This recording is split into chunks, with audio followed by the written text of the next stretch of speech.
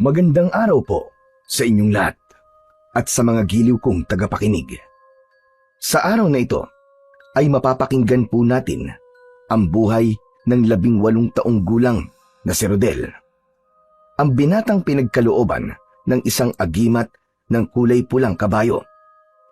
Ano ang misyon na kailangan niyang tuparin? Magtagumpay kaya siya sa pagpuksa sa kampon ng kadiliman? Ano-ano ang mga bagay na matututunan ni Rodel sa pagtuklas ng kakayahan ng kanyang agimat? Matanggap kaya niya ang lihim ng kanyang amang si Mang Philip? Sama-sama po nating pakinggan ang kwento at pakikipagsapalaran ng binatang kutsero na may gabay ng kulay pulang kabayo.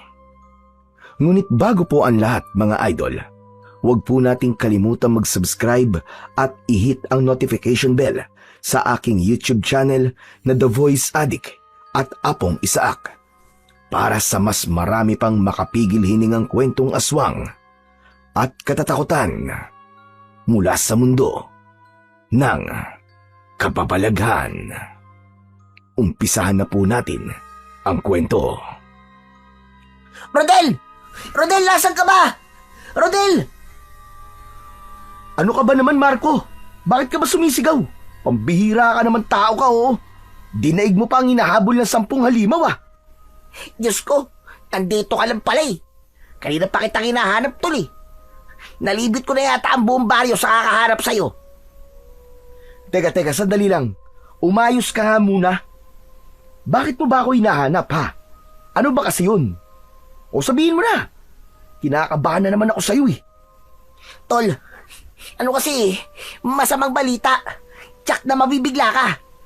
Kasi, ganito, Ano ba kasing balita ang sinasabi mo, Marco? Sa tono ng pananalita mo, eh, para bang may nangyari sa pamilya ko, eh. pare, ito na nga, huwag ka mabibigla. Kasi si Buddy eh. Bakit, pare? Ano nangyari kay Buddy? Rodel, sumama ka na lang sa akin. Ang hirap ipaliwanag sa'yo eh. Tara na, bilisan mo. Kailangan mo tong makita. Wala nang nagawa ang may 18 taong gulang na si Rodel nang hawakan ang kanyang kamay at hinila siya ng kaibigang si Marco. Tinahak nila ang daan papunta sa lugar kung saan ito nanggaling. Halos kalad ka rin siya ng kanyang kaibigan. Marating lang nila ang bahagi ng kakahuyang pinagtalian niya sa kanyang alagang kabayo. Wala silang imikang dalawa habang mabilis ang kanilang takbo. Bumundol ang kaba sa dibdib ni Rodel. Pakiramdam niya ay merong masamang nangyari kay Buddy. Halos manginig ang buo niyang katawan dahil sa pag-aalala. Ilang saglit lang ang lumipas ay bumungad sa kanyang paningin ang umpukan ng maraming tao. Nagkakagulo ang mga ito sa pagtingin sa kabayong nakahiga sa lupa. Halos lahat ng nakakakita sa nangyari ay napapaantandang krus at tumitingala pa sa langit. Nang naramdaman ng mga tao ang presensya ni Rodel, umalis sa mga ito sa paligid ni Buddy. Kaya naman, tumambad sa kanyang paningin ang kaawa-awa niyang kabayo. Naramdaman niya ang pagbitiw ng kamay ni Marco sa kanyang braso at tinapik siya nito sa balikat. Dahan-dahan siyang lumapit at tuluyang nalantad sa kanyang paningin ang nakahigang kabayo. Sa tabi nito ay ang kanyang amang si Mang Philip. Basang-basa ang pisngi nito dahil sa luwa. Alam niyang ang nakahandusay na kabayong si Buddy ay wala ng buhay at matigas na ang katawan. Tila pinagbagsakan ng langit at lupa si Rodel sa eksenang yon. Umagos ang masaganang luwa niya sa pisngi at napalod sa tabi nito. Hindi niya maipaliwanag ang sakit habang nakatingin sa muka ng kanyang alagang hayop.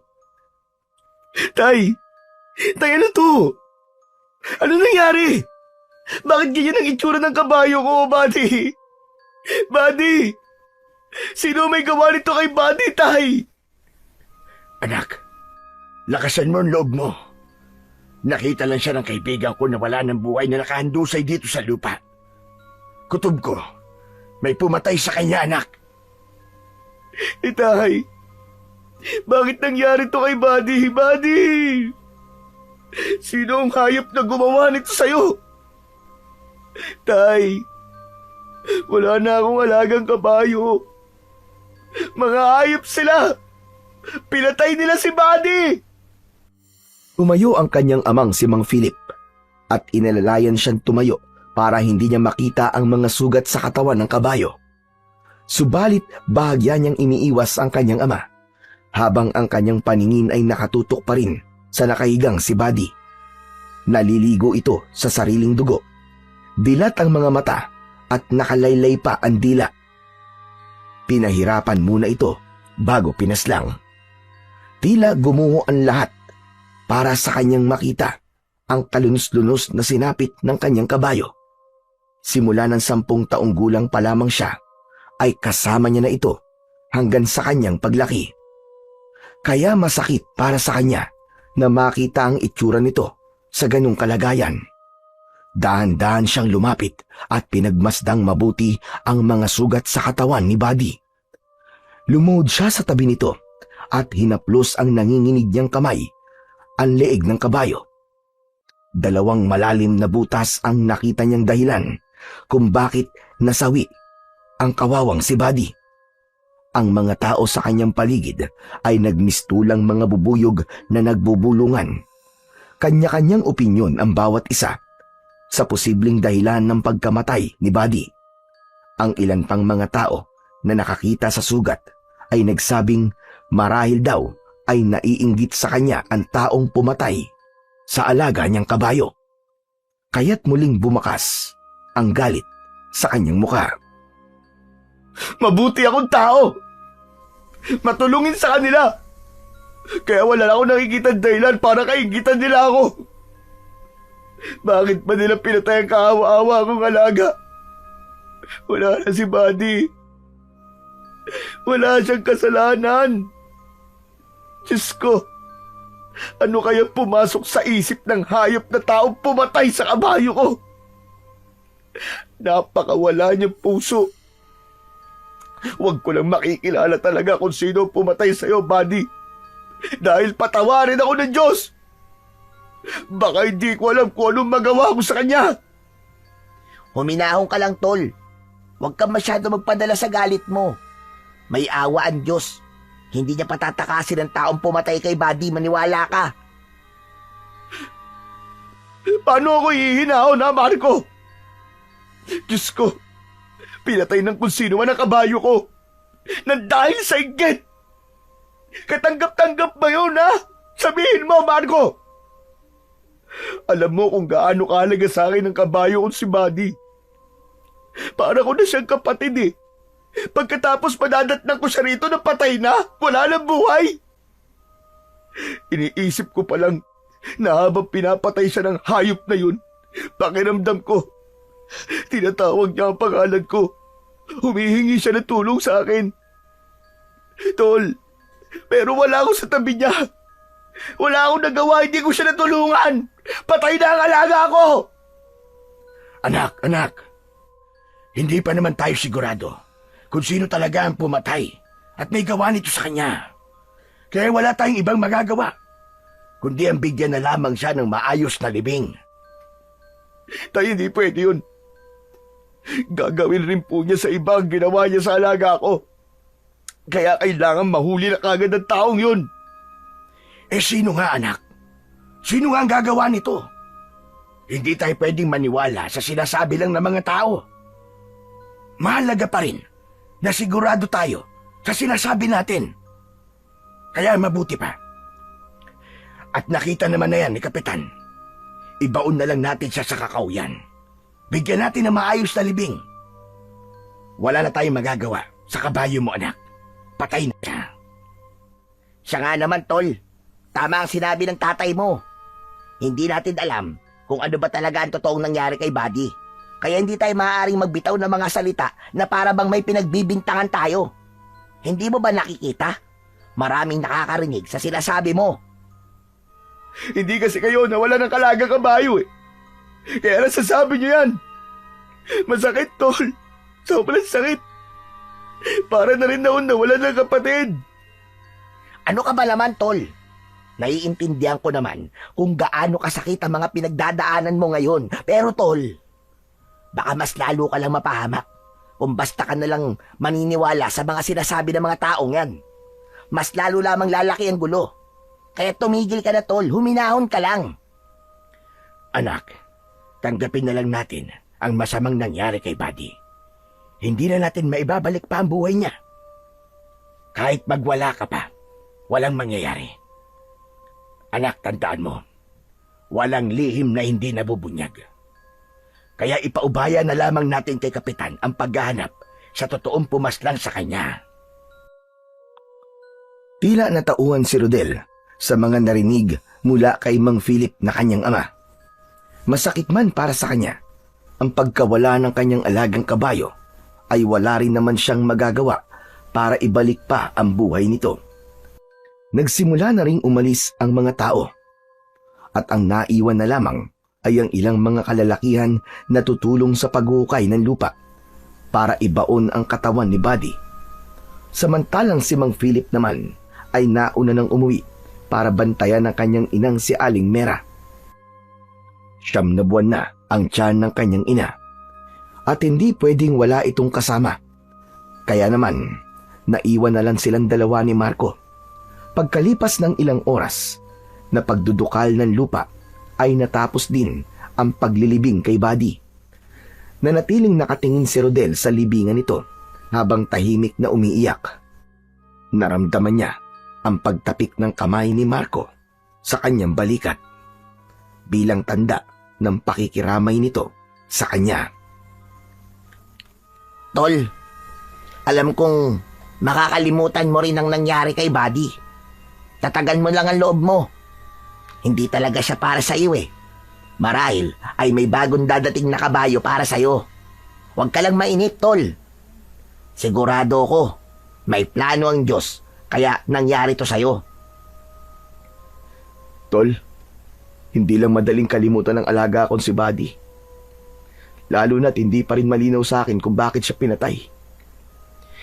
Hindi ako titigil, tol, hanggat hindi ko nahahanap ang taong pumatay sa kanya. Sisiguraduhin kong pagsisisihan niya to. Tol, palagi ako nasa tabi mo ha. Kaibigan kita eh. Kaya't karamay mo ko sa paghahanap sa tao may gawa nito sa kabayo mo. O paano, tol? Kailangan ko na munang umalis. Kailangan ko pa kasing balikan ang kabayo ko sa paradahan eh. Ibinilin ko lang yun sa mga kaibigan natin. Sige, tol, maraming salamat. Sige, iwan mo na ako.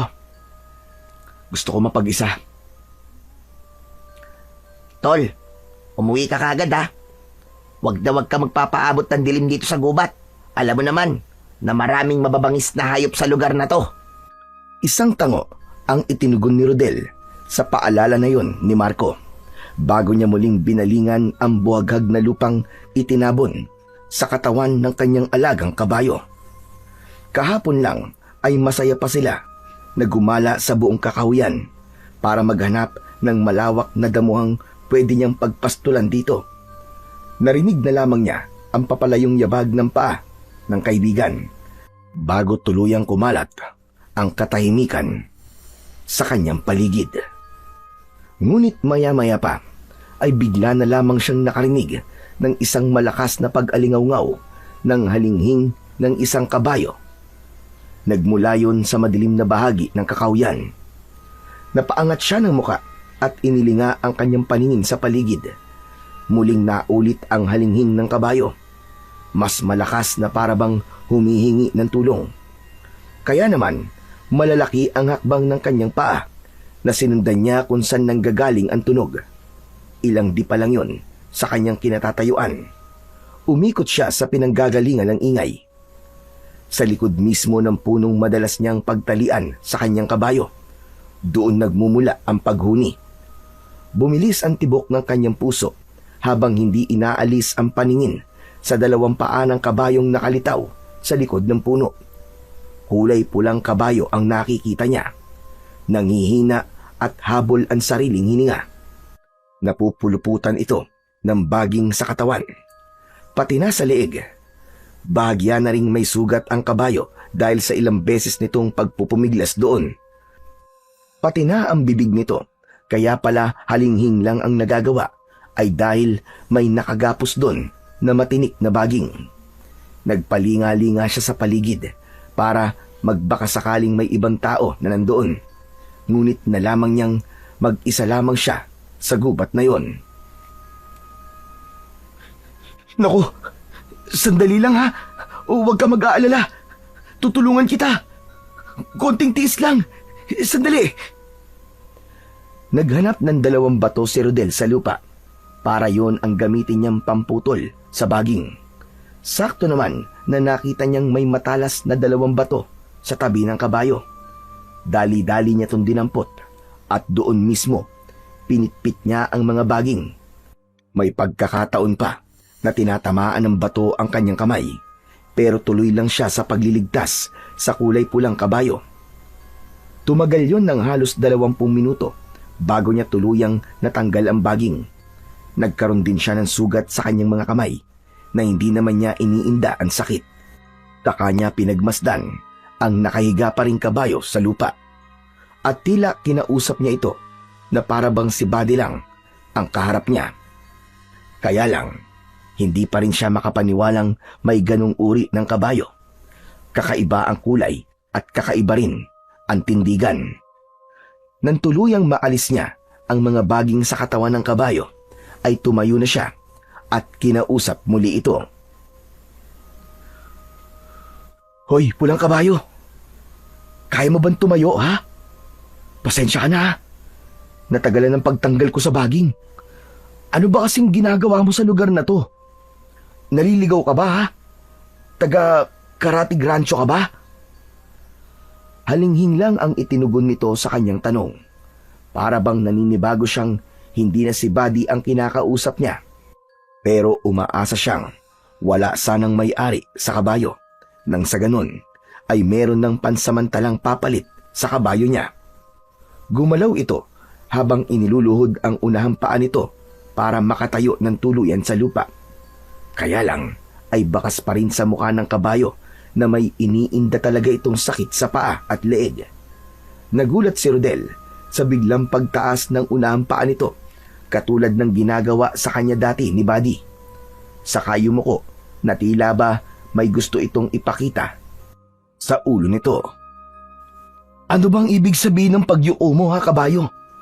Dati kasi, kapag si Buddy ang gumagawa niyan, iniisip kong may nangangati sa kanyang ulo. Pero, syempre, iba sa kanya. Kaya hindi ko alam kung ano ang gusto mong sabihin sa akin. Magkakasunod ulit na paghalinghing ang ginawa ng kabayo, kasunod ng pagtaas ng kaliwang paa nito sa unahan. Pagkatapos ay paika-ikang umikot na tila sinasabi nitong kunin ang buhok nito sa ulo. Kaya naman, ginawa niya kung ano ang pagkakaintindi niya sa ibig sabihin ng kulay pulang kabayo. Napakunot ang kanyang noo nang mapansin ang nakatirintas na buhok nito na tila ba may sumadyang gumawa nun. Parang nagbunot lang siya ng tanim ng halaman dahil agad niyang nakuha ang nakatirintas nitong buhok. Halos kalahating dipa ang haba nun. Pinagmasdan niyang mabuti ang bagay na yon. Ngunit nagulat si Rodel nang kumalat ang liwanag sa kanyang mga kamay. Umulupot ang hawak niyang buhok sa braso niya. Nabitiwan niya ang tila buhay na buhok at bumagsak yon sa lupa. Nanlalaki ang kanyang mga matang titig na titig sa pulang kabayo. Ano yun, ha? Bakit gumalaw ang buhok na kinuha ko sa ulo mo kanina? Teka, anong klaseng nilalang ka ba? Muling humalinghing ang kulay pulang kabayo at tinapak-tapakan ang nakatirintas na buhok sa lupa saka tumingin sa kanya. Kaya naman, napilitan siyang damputin yun na para bang may humihila sa kanyang malakas na puwersa para hawakan yun. Yumuko si Rodel at pinagmasdang mabuti ang mahiwagang buhok na nasa lupa. Saktong pagdampot niya ay tila nagkaroon yun ng buhay na pumulupot muli sa kanyang kanang braso. Kahit na anong pagwaksi at pagwasiwas niya sa ere ay hindi na yun natanggal sa kanyang kamay. Takot na takot siya pakiramdam niya ay para itong ahas na nakapalupot sa kanyang braso. Natatarantang napapatingin siya sa gawi ng kabayong nakatitig lamang sa kanya. Para bang pinag-aaralan din ito ang kanyang galaw. Diyos ko! Ano ba to? Tanggalin mo to, hoy! Pulang kabayo, ano ka ba? Anong ibig sabihin nito? Aray! Tulungan mo akong alisin ang buhok na to sa braso ko! Ano ba to? Nakaramdam si Rodel ng pagbalot ng malakas na liwanag sa buo niyang katawan, habang ang buhok ng kabayo ay nakapalupot pa rin sa kanyang kamao. Kahit na anong pagpupumiglas ang gawin niya, ay hindi niya talaga matanggal ang bagay na yon sa kanyang kamay. Hindi kumikilos ang kulay pulang kabayo para tulungan siya. Lumitaw ang liwanag sa kanyang kamay at bumalot yon sa katawan ng kabayong nakatayo sa kanyang harapan. Naghilom ang mga sugat nito sa binti at leeg. Umangat ang paa nito sa lupa at lumutang sa ere. Taktong paglapat muli ng mga paa nito sa lupa ay nagsalita ito. Bagamat hindi nito ibinubuka ang bibig, alam niyang may tinig siyang naririnig habang nakatingin siya sa mga mata ng kabayo. Tila ba sa pamamagitan ng kanilang paningin ay nagagawa siya nitong kausapin. Sinabi nitong huwag siyang matakot dahil ang agimat sa kanyang braso ay biyayang nagmula sa kulay pulang kabayo. Ito raw ang gabay ng agimat na ibinigay sa kanya. Isang uri ng kapangyarihang magagamit niya laban sa kampon ng kadiliman na maghahasik ng lagim sa kanilang baryo. Kailangan din daw paghandaan ni Rodel ang pagsalakay ng isang pangkat ng mga aswang na uubos sa mga ipapanganak pa lamang na sanggol, at kasama raw ang kanyang ina sa mga dapat niyang protektahan. Anak ng teteng, oo. Nasisiraan na ba ako ng ulo? Resulta na ba ito ng labis kong galit kanina? Muling sumagot ang kulay pulang kabayo. Sinabi nitong huwag niyang baliwalain ang mga sinasabi nito dahil darating na ang pagsalakay ng mga aswang na manananggal. Anak nang, ano ba yan? Ano bang aswang ang pinagsasasabi mo, ha? Hindi ako naniniwala sa mga aswang, kalokohan yon. Isang malaking kalokohan lang yon. Muling humalinghing ang kulay pulang kabayo, ngunit sa pagkakataong yon ay mas lalo itong lumapit sa kanya. Nalaman ni Rodel na ang kulay pulang kabayo ay ang magsisilbing tagapagbantay niya sa oras na lalaban na siya sa mga aswang. At totoo ang aswang na sinasabi nito. Isang patunay raw na naririnig niya ang sinasabi nito, indikasyon ng malakas na epekto ng agimat sa kanyang katawan. Itigil mo na nga ang kalokohan mo, pulang kabayo! Ang kulay mo pa nga lang eh. Hindi ko na alam kung paano ko ipapaliwanag sa mga magulang ko eh. Baka nga hindi ka pa nila tanggapin eh. Pagkatapos haharap pa ako sa mga aswang.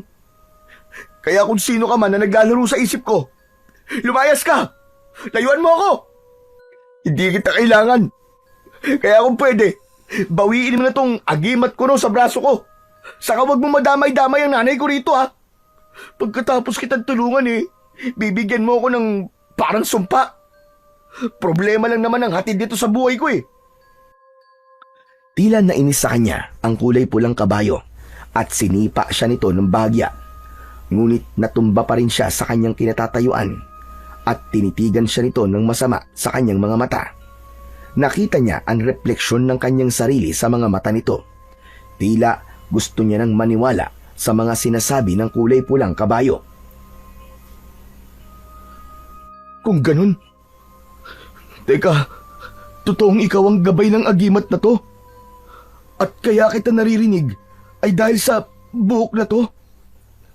Pero teka, bakit ako? Masyado nang magulo ang buhay ko. Huwag mo lang dagdagan, pambihira naman, oo. Hindi ako nararapat sa kapangyarihang to. Iba na lang ang piliin mo. Hindi raw nito dinadagdagan ng kanyang problema, kundi siya raw ang pinili ng agimat dahil sa pagiging mabuti niya sa mga hayop. Nalaman ni Rodel na Asbar ang pangalan ng kulay pulang kabayo at masaya raw itong makilala siya. Maya-maya pa ay muli itong nagsalita. Ipinaliwanag nito na ang lahat ng nakikita niyang liwanag, pati na ang kulay ng balat ng kabayo, ay siya lamang daw ang nakakakita. Kaya walang dapat na ipag-alala kung sakaling isasama niya ito sa kanilang bahay. Nang sa ganun, madali para sa pulang kabayo ang mabantayan siya at masigurong ligtas siya sa lahat ng oras. Manganganib daw ang buhay ng bagong tagapangalaga sa agimat. Paano yan? Makakatanggi pa ba ako? Nabanggit mo nang nasa panganib din ng nanay at kapatid ko. Hindi ko lang alam kung anong sasabihin sa akin ni tatay. Natiti akong magugulat silang lahat dahil nagkaroon kagad ako ng kabayo na kapalit ng alaga kong si Buddy. Muling umalingaw-ngaw ang malakas na paghalinghing ng kabayo, kasabay ng pag-angat ng dalawang paa nito sa unahan. Batay sa kilos nito, sinabi ng kabayo na hindi raw tao ang may gawa sa pagkamatay ng kabayo niya. Kagagawan daw ito ng isang aswang na manananggal. Kaya naman, napatayo si Rodel at matagal na napatitig sa mga mata ng kabayo.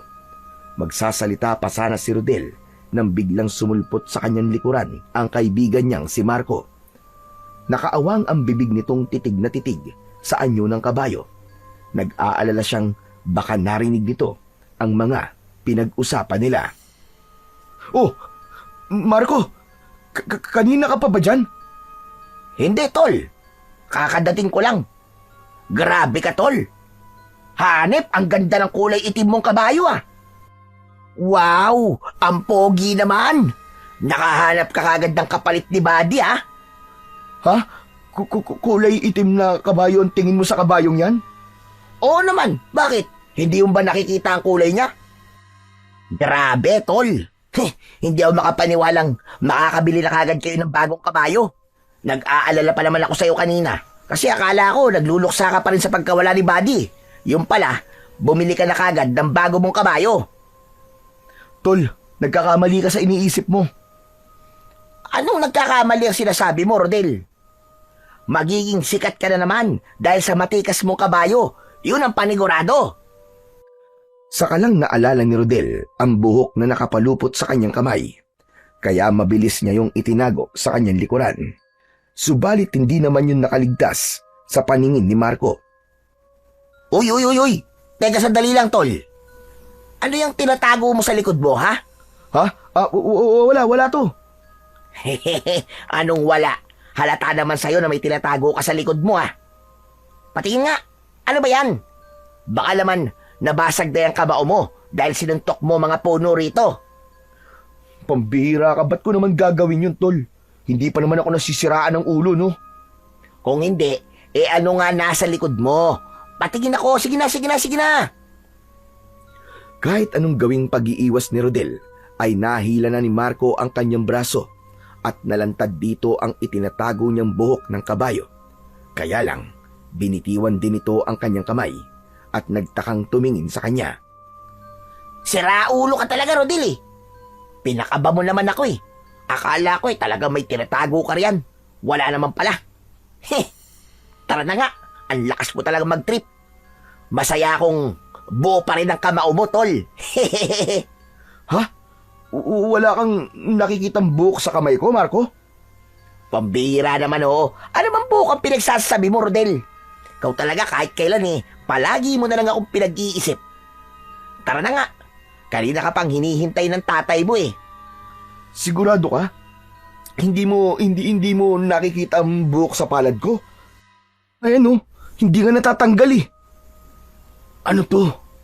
Ang ibig sabihin, ako lang talaga nakakakita sa buhok na nasa kamay ko. Pambihira. Akala ko niloloko lang ako ni Asbar. Hoy, pare. Ano ba binubulong-bulong mo? Anong nangyayari sa'yo? Sino ba kinakausap mo? Malinis ang palad mo. Wala akong nakikitang buhok sa kamay mo. Tara na nga. Bigla ako nag-alala sa'yo, eh. Baka naman namamaligno ka na sa lugar na to. Di kaya nasisiraan ka na ng isip. Ang mabuti pa kaya, ako na magdadala ng kabayo mo sa bahay nyo. Tara na. Bigla tuloy akong pinagtasa ng balahibo sa katawan, eh. Hindi na pinilit pa ni Rodel na maniwala ang kaibigan sa mga sinasabi niya. Marahil ay totoo nga ang sinasabi ng kulay pulang kabayo na siya lang talaga ang nakakakita sa buhok na nakapulupot sa kamay niya. Ni hindi nga napapansin ni Marco ang totoong kulay ng kabayong kasama niya. Inilalayan na lamang siya nitong maglakad palabas ng kalsada. Nakita niya ang nakaparada nitong kalesa sa gilid ng daan. Pagdating doon ay yumuko ang kulay pulang kabayo sa kanya. Nagpapahiwatig yun na dito siya sumakay. Sinabi nitong walang sino man ang dapat na makakaalam tungkol sa kakayahan niya at sa agimat. Maya-maya pa ay sumakay na siya sa likod nito. Pagkalipas ng ilang saglit ay narating nila ang bahay ni Mang Philip. Natanaw niya kagad ang matanda habang gulat na gulat ang anyo nito. Hindi na nakapaghintay ang kanyang ama at agad itong lumapit sa kanilang kinaroroonan. Nauna siyang bumaba ng kabayo. Kasunod ang kaibigan niyang si Marco. Rodel, anong ginagawa ng kabayong yan dito? Kanino yan? Tay, nakita ko lang po sa gubat kanina. Wala naman po may-ari kaya dinala ko na lang po dito sa atin. Ano ka mo? Walang may-ari? Aba, nasisiraan ka na yata ng ulo, Rodel eh. Pwede bang walang may-ari ang isang magandang kabayong katulad niyan? Hala sige, isoli mo yan doon sa gubat at baka mamaya ikaw pa ang habulin na may-ari niyan. Wala tayong ibabayad. Tay, kahit tanungin niyo pa po si Marco, wala po talaga nagmamay-ari sa kabayong yan. Isa pa, kung may maghahabol man po, edi ibibigay ko naman sa kanila eh. Ang mahalaga, ngayon may kabayo nang gagamit sa kalesa ko. Kahit papano, mababawasan na po ang lungkot kapag maaalala ko po si Buddy. Anak ng teteng, oo. Hindi mo pwedeng ikatwiran yan. Kapag nandito na ang totoong may-ari sa kabayong yan. Tay, wag na po natin pagtalunan to. Hindi ko po siya ibabalik dahil sa akin na po ang kabayong yan. Ang totoo nga po eh. Bala ko na kagad siyang gamitin mamaya sa biyahe. Sayang din naman po ang kikitain ko. Abat, talagang ibabandera mo pa sa lahat ng kabayong yan, ha? Pabira ka naman, lalaki ka, oo. Hindi mo ba nakukuha ang ibig ko sabihin, ha, Rodel? Naisip mo ba na baka mamaya yan naman ang patay ng taong may lihim na galit at inggit sa'yo? Pambira ka talagang tao ka. Pagkatapos iiyak-iyak ka na naman na parang batang inagawan ng laruan. Tay, ako naman po mananagot sa kabayong to eh. Isa pa, nalaman ko po na hindi naman tao ang pumatay sa kabayo kung si Buddy, kundi isang aswang. Anak ng pitong kagaw, oo. Kailan ka pa naniwala sa aswang, ha, Rodel? Marco, sabihin mo nga sa akin, may nangyari ba sa kaibigan mo nang iwan natin siya doon sa gubat? Aba, wala naman po, Mang Philip. Maliban po sa kakaibang kinikilos ni Rodel at sa kabayong kasama namin. Ano ba kayong dalawa? Pinag-iisipan niyo bang nasisiraan ako ng ulo? Anak ng putya naman, oo. Grabe kayo sa akin ah. Parang kabayo lang eh. Nagkakaganyan kayo. Nawala si Buddy, kaya malaking bagay sa akin na may pansamantalang papalit sa kanya. Napapasabunot na lamang sa sariling buhok si Mang Philip nang marinig ang sinabi ni Rodel, habang si Marco naman ay panay ang sulyap sa kabayong nasa tabi niya. Tila nakikinig din ito sa sinasabi ng kanyang ama. Pagkatapos ay itinaas nito ang unahang bahagi ng paa nito at muli niyang narinig ang boses ng kabayo. Pinipigilan siya nitong makipagtalo sa kanyang ama at kaibigan. Hayaan lang daw niya na magalit ang kanyang ama dahil kailangan niyang magtiis para mailigtas ang kanyang mga magulang. Nararamdaman daw nitong nalalapit na ang paglusob ng mga aswang sa baryo. Aalis din daw si Asbar kapag natapos na ni Rodel sa kanyang misyon. Tila wala nang nagawa si Mang Philip para pigilan pa si Rodel. Ay nako, sumasakit ang ulo ko sa'yo. Bahala ka nga. Basta, hindi ako madadamay sa kabayong yan, ha, Rodel, ha? Pabihira, oo. Marami na nga tayong problema eh. Dadagdag pa ang kabayong yan. Bahala ka sa buhay mo. Mabilis na tumalikod sa kanila si Mang Philip, kaya naman si Marco na lang ang naiwang nakatayo sa tabi niya. O paano, tol? Kailangan ko na rin umalis eh. Ikaw na ang bahalang magpasensya sa mga sinabi ko, ha? Nagsabi lang naman ako ng totoo kay Mang Philip eh. Dahil naninibago ako sa mga kinikilos mo. Para bang may inililihim ka sa akin? Yun lang din kasi ang napapansin ko sa'yo, tol. Biruin mo, saglit lang kitang iniwan sa gubat na yon pero parang may nagbago na kagad sa'yo. Basta, ang hirap ipaliwanag. Pero alam mo naman palagi kitang sinusuportahan sa lahat ng magiging desisyon mo sa buhay mo eh. Maraming salamat, tol, ha. Hindi lang talaga mawala sa isip ko kung paano namatay si Buddy. Kaya naman, sabi ka kung magkaroon muli ng bagong kabayo. Na kahit papano makalimutan ko ang mga nangyari sa kanya. Pero tol ha, paalala lang, bilang kaibigan mo, iwasan mo muna magkaroon ng kabayo. Kasi baka mamaya niyan maulit lang yung mga nangyari kay Buddy. Hindi pa rin kasi mawala sa isip ko yung may posibilidad na baka nga may totoong naiinggit sa'yo. Kaya mag-iingat ka, tol. Siya ang dapat na mag-ingat sa akin, tol. Dahil sa oras na malaman ko kung sino talaga ang pumatay sa kabayo ko, humanda siya. Dahil gagawin ko rin sa kanya kung anong ipinalasap niya kay Buddy. Pero hindi pa rin mawala sa isip ko na baka hindi tao ang gumawa nun sa kanya, kundi isang aswang. Parang malabo naman yatang mangyaring may aswang sa baryo natin, tol. Sa tagal ko na nakatira rito, wala pa akong nababalitaan na may umaataking nilalang dito. O paano? Kailangan ko na talagang umalis. Hindi pa naman ako nakapagpaalam ng maayos kay nanay. Magkita na lamang tayo mamaya sa paradahan ng mga kalesa. Sige, tol. Gusto kong subukang gamitin si Asbar para malaman ko kung pwede na siyang pumasada. Tangulang ang itinugon ni Marco sa sinabing yun ni Rodel. Pagkatapos ay nagmamadali na itong sumakay sa kalesa. Naiwan silang dalawa ni Asbar na tila nakikiramdam sa paligid. O ano? Anong masasabi mo, Asbar? Tama ba tong plano mong pumalit kay Buddy? Hindi kaya magtaka mga kaibigan ko sa pagkakaroon ko ng bagong kabayo? Humalinghing ang kabayo at ginalaw-galaw ang ulo nito sabay tulak sa kanyang likod. Sinabi nitong ang mga tao sa paligid niya ay huwag niyang pagkakatiwalaan dahil ang mga aswang ay may kakayahang mag-anyong pangkaraniwang tao. Kaya sa palagay nito ay tama lamang na ituloy ang pagiging kutsero ni Rodel at magpanggap na parang walang nangyari. Sa ganung paraan ay mahuhuli niya ang totoong pumatay sa kanyang kabayo. Bakit hindi ko naman pagkakatiwalaan ng mga taong nasa paligid ko? Kaibigan ko sila at magulang. Ay naku, tara na nga muna. Magpahinga ka sa ilalim ng puno at iahanda ko naman ang kalesa mo.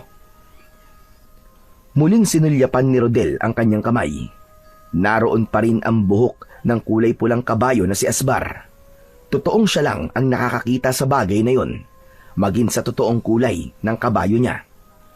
Bigla naman siyang natigilan sa kanyang pagakbang nang mapako ang kanyang paningin sa kanyang ama na nakasilip sa bintana. Kasama nito ang kanyang ina na hinihilot-hilot ang tiyan na tila nagsisimula na yon sumakit. Kanina pa pala siyang pinagmamasdan ng kanyang ama at ina. Kaya naman ay nagkunwari siyang hindi siya apektado sa paraan ng pagkakatitig ng mga ito sa kanya. Pagkalipas ng ilang oras na paghahanda niya sa kalesa, ay tagumpay niyang nailagay ang kalesa sa katawan ni Asbar. Papunta sila sa paradahan ng kalesa upang magsimula ng panibagong hanap buhay. Hindi na lamang niya papansinin ang mga sasabihin ng mga kasamang kutsero. Pagdating niya sa establero, ay natanaw niya kagad ang kaibigang si Marco. Tila hinihintay siya nitong dumating. Napako naman ang kanyang paningin sa unahan nito dahil sa mga babaeng nakatitig sa kanya. Nagtataka ang mga tao sa pagkakaroon niya ng kabayo, kaya nagsimula ang bulong-bulungan na hindi naman niya pinansin. Nakakunot ang kanyang noo nang bumaba siya sa kalesa. Agad na lumapit sa kanya si Marco. O tol, mabuti naman at dumating ka na. Kanina pa sila naghihintay sa'yo eh. Sa kalesa mo raw sila sasakay. Ano? Sino sila? Yung mga babaeng yun ba? Aba, bakit naman daw sa akin? Ang mabuti pa kaya, sila na lang ang tanongin mo, Rodel. Marami ang nasa unahan ng pila, oh. Pero ang gusto talaga sa kalesa mo sumakay. Sige na, lapitan mo na. Nilapitan ni Rodel ang 4 na babaeng nakatayo sa unahan ng upuang gawa sa kahoy. Mukhang kanina pa ngang naghihintay ang mga ito sa kanya. Narinig naman niya ang mga bulungan ng kotserong nandoon. Sinabi ng mga ito na swerte raw siya at babae na raw ang naghihintay sa kanya. Sabay tawanan. Pero wala naman daw masama kung siya ang pinili ng mga babae na magatid sa baryong gustong puntahan ng mga ito. Kaya wag daw siyang mag-alala. Kasunod ng pakikiramay ng mga ito sa nangyari sa kanyang kabayo. Saktong paglapit niya sa magandang babae ay nagsalita kagad ito habang titig na titig sa mukha niya.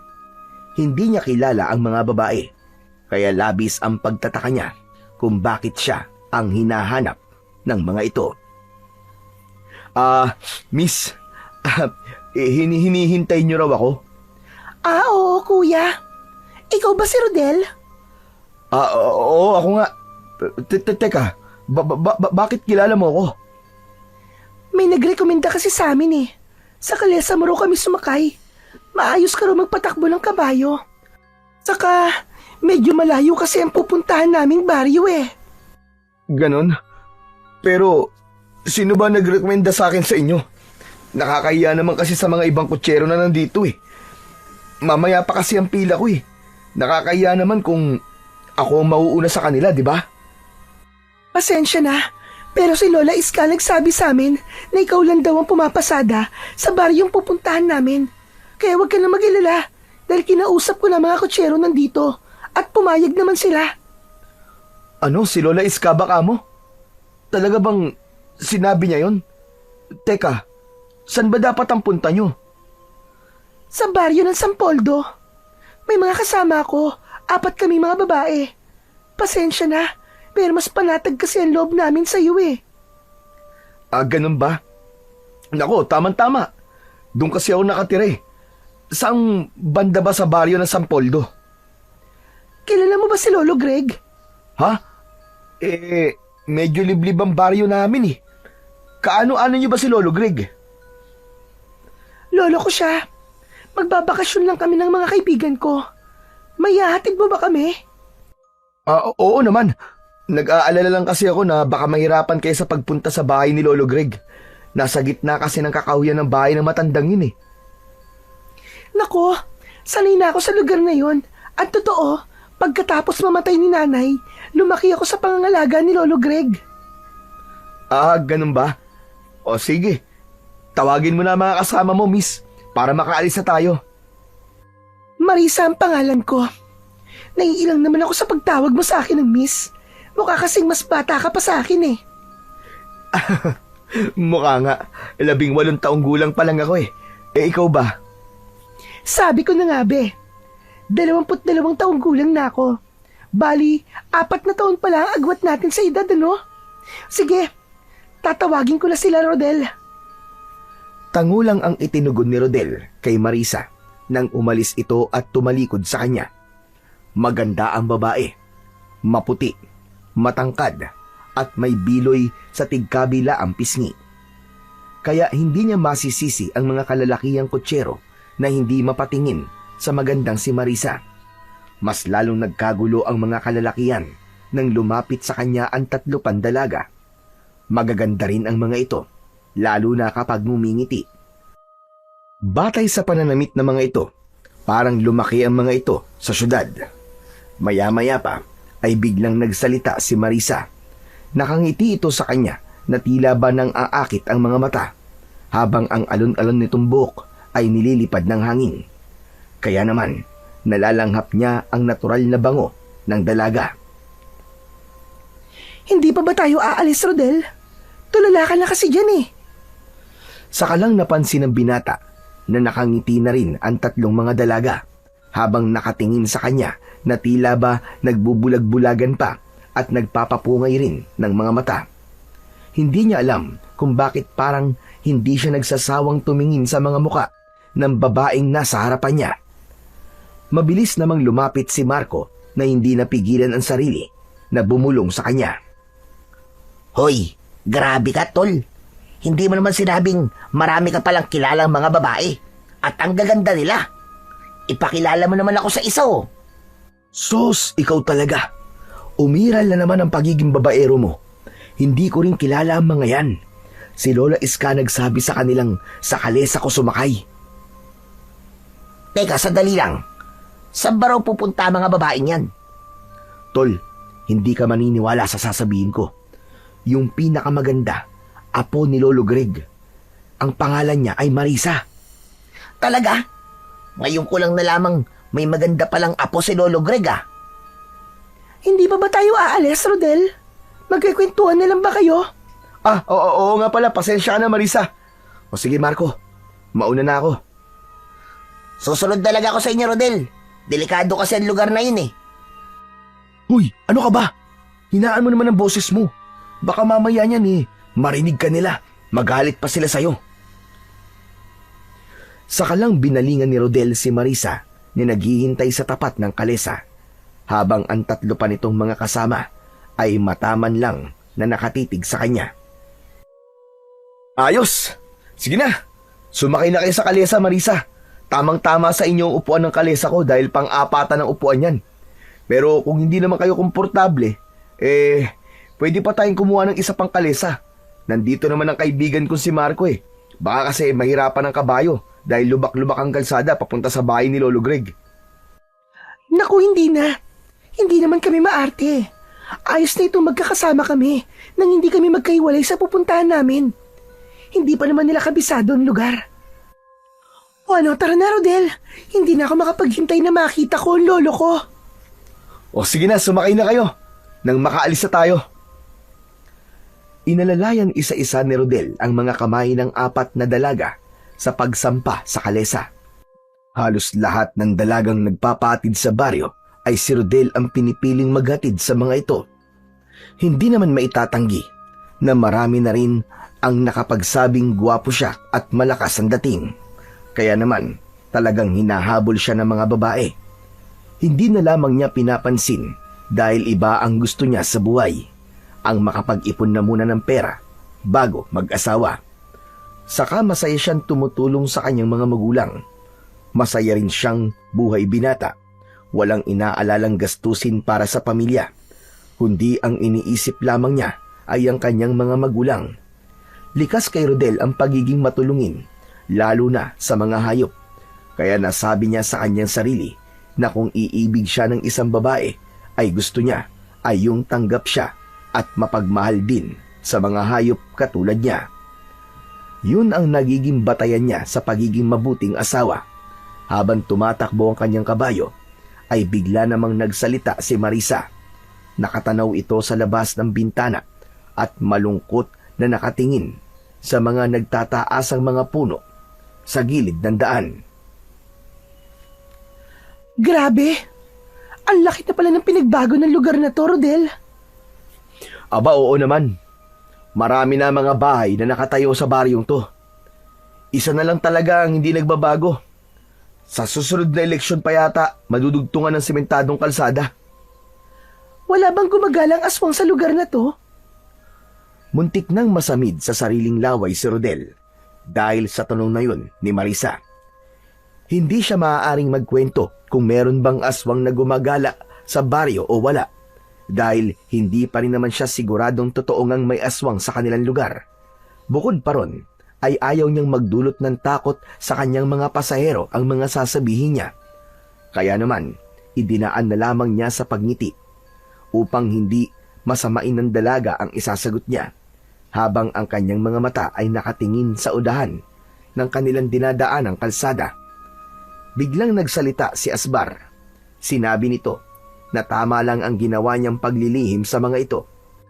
Walang maaaring makaalam na may aswang na manananggal sa kanilang baryo. Aba, napapangiti ka, Rodel, ah. Kung ganon, wala palang aswang sa baryong to. Mapapanatag na ang kalooban ng mga kasama kong sina Sarah, Magda at Leia. Pasensya na.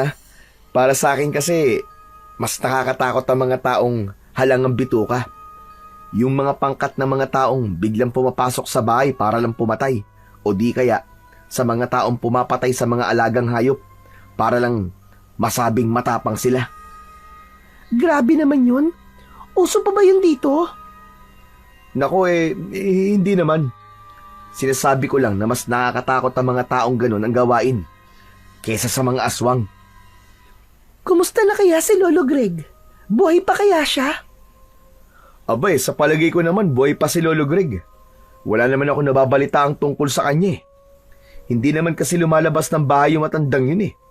Siguro, isang beses ko pa lang siya nakita na naisakay ko sa kalesa ko. Ganun ba? Kawawa naman pala si Lolo Greg. Tumandang mag-isa. Namatay kasi ang kaisa-isa niyang anak eh. Ako naman ay mas piniling lumayo para makalimutan ko ang pagkamatay ng nanay ko. Brutal siyang pinaslang sa baryong to. Ni hindi binigyan ng pagkakataong paglamayan namin ni Lolo Greg. Sinunog nila ang katawan ng nanay ko at isinaboy ang abo sa lupa ni Lolo Greg. Pero ngayong nagbalik na ako, maniningil ako ng pautang. May malaki kasing utang ang taong naging dahilan ng pag-alis ko dito. Ganun ba? Kung ganun, kawawa naman palang nangyari sa nanay mo. Saka, kung pera naman ang inutang sa'yo, sayang naman dapat may interes na. Hindi maipaliwanag ni Rodel ang kabang bumalot sa kanyang dibdib. Tila may ibig sabihin ang bawat bitaw ng mga salita ni Marisa.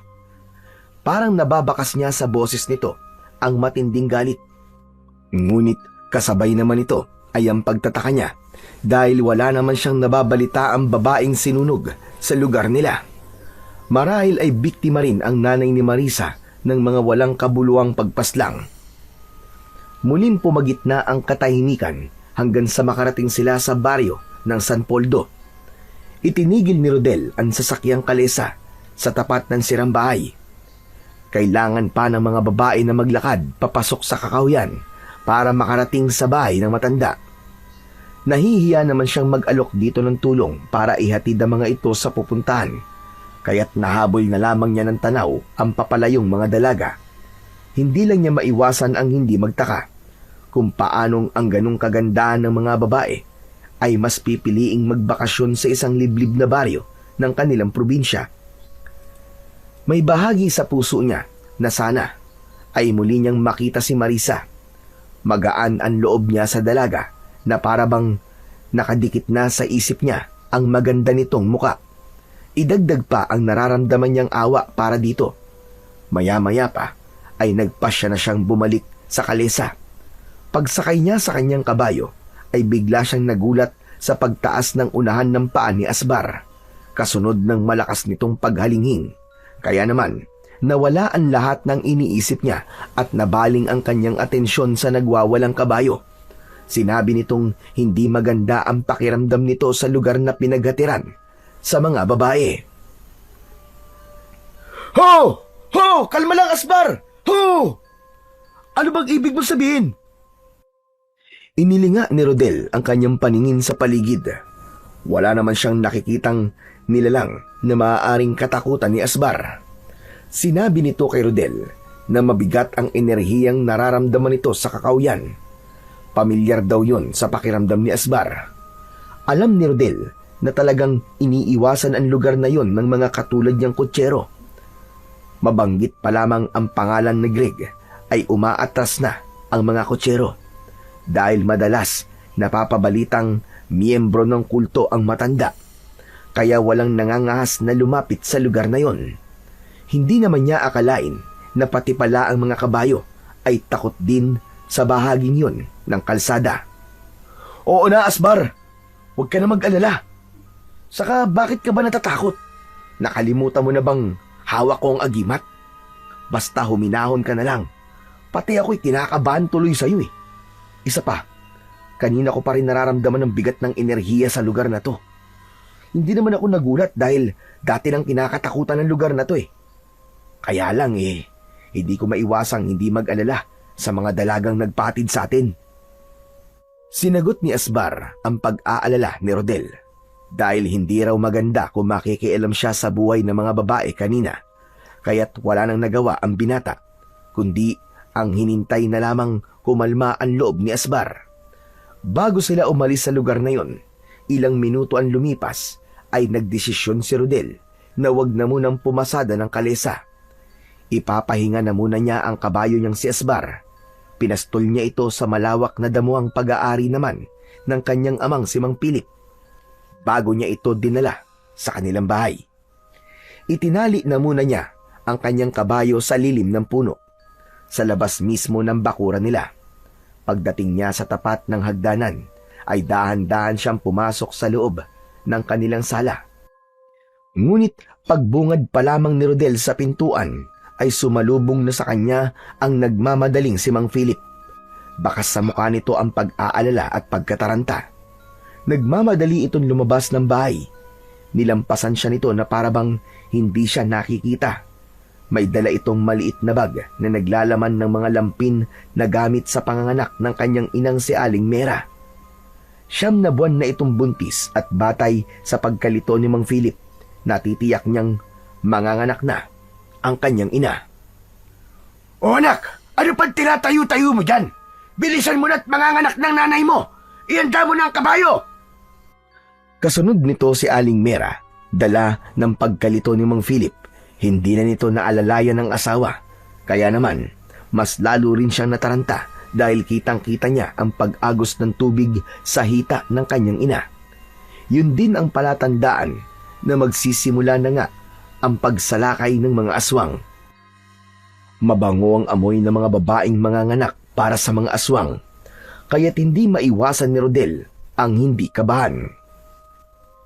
Rodel, alalayan mo nanay mo. Bilisan mo. Bakit ba layo-layo ng iniisip mo? Ano ba nangyayari sa'yo? Tay, pambihira ka naman po. Paano ko naman po maihahanda ang kalesa kung aalalayan ko po si nanay? Kayo po kaya rito. Bilisan niyo po. Kukunin ko ng kalesa. Abay, oo nga ano. Lintik na. Hindi ko naisip yun ah. Dalian mo anak. Napapailing na lamang si Aling Mera sa asawa na kahit hawak nito ang sariling bewang ay nagagawa pa rin itong tumawa. Mabilis naman na kinuha ni Mang Philip ang kamay ng kanyang ina para ito ang umalalay dito. Habang siya naman ay malalaki ang hakbang na lumapit sa kinaroroonan ng kanyang kabayo. Malapit pa naman ang dumilim, kaya hindi niya maipaliwanag sa kanyang sarili kung bakit bigla na lamang siyang kinabahan. Nanginginig ang kanyang kamay na tinanggal niya ang lubid na nakatali sa puno at hinaplos ang ulo ng alaga niyang kabayo na si Asbar. Pero imbis na makisimpatya sa kanya si Asbar, ay tila natatawa pa ito sa nakikitang pagkakataranta sa kanilang mga kilos. Lumiwanag bigla ang sandatang nakapalupot sa braso ni Rodel, kaya ang ngiting yun ng kabayo ay tila naglaho at nagpalipat-lipat ang tingin kina Rodel at Aling Mera. Sinabi nitong ang pagliwanag ng buhok ng kabayo ay palatandaan ng isang nagbabadyang panganib. Bigla ang pagbundol ng kaba sa kanyang dibdib dahil hindi siya nagkamali sa kanyang nararamdaman. Maya-maya pa ay dumating naman ang kaibigan niyang si Marco. Humahangos itong lumapit sa kanya. Tol, ano nangyari? Saan niyo dadali si Aling Mera? Manganganak na si Nanay Tol. Dadali na muna namin siya sa pinakamalapit na pagamutan. Ganun ba? O sige, iatid ko muna tong pasero ko at susunod ako sa inyo ron. Sige Tol, salamat. Mabuti na yung may mga kasama ako sa daan. Bigla kasi akong kinabahan para mapanatag din ang loob ko. Huwag ka mag-alala, Tol. Nakahanda akong tumulong sa'yo. Dito man lang makabawi ako sa lahat ng atraso ko sa'yo. Kasabay ng pagtalikod ni Marco kay Rodel, ay ang pagsigaw naman ng kanyang ama. Nagmamadali ito habang nakaalalay pa rin sa asawa. Hindi naman naalis sa isip niya ang mga sinabi ni Marco sa kanya bago ito tuluyang sumampa sa kalesa at nagmamadaling umalis dahil wala naman siyang naaalalang may atraso ito sa kanya. Rodel ba? Bilisan mo! Opo, nandiyan na po tay! Mabilis na inihanda ni Rodel ang kabayo sa kanyang kalesa, habang si Mang Philip naman ay inalalayan ang asawa na sumampa sa kalesa. Nang handa na ang lahat, ay agad niyang pinatakbo ang kabayo at binagtas ang lubak-lubak na kalsada. Malayo pa naman ang bayan sa kanilang baryo. Kaya naman ay una nilang dinaanan ang magpapaanak na si Kakang Ignacio. Kaya lang ay ayon sa anak nito ay may pinaanak din daw ito sa kabilang baryo, kaya't kinailangan pa nilang dalhin sa karatig baryo si Aling Mera sa bahay ni Lola Iska. Hanggang sa naabutan na sila ng dilim sa daan, nahihirapan si Rodel na aninawin ang daan. Kahit sinasabi ni Asbar na ito na ang bahala sa kanila, ay hindi pa rin niya maiwasan ang hindi mag-alala. Naramdaman ni Rodel ang pag-iinit ng kanyang sandata sa braso, kasunod ng paglatag ng tali ng kanyang latigo na tila nagbibigay proteksyon sa kanila. Ang nagliliyab na kulay pulang kabayo sa kanyang latigo ay sapat na para hindi basta-bastang makalapit ang mga nilalang na magtatangka sa buhay ng kanyang ina. Mabuti na lang at palaging may nakahandang gasera sa kanilang kalesa, kaya naman nakatulong yun para makita nila ang daan. Ang masaklap pa, alam niyang pagod na si Asbar at hindi pa nila kabisado ang lugar papunta sa bahay ng kumadron ng si Lola Iska.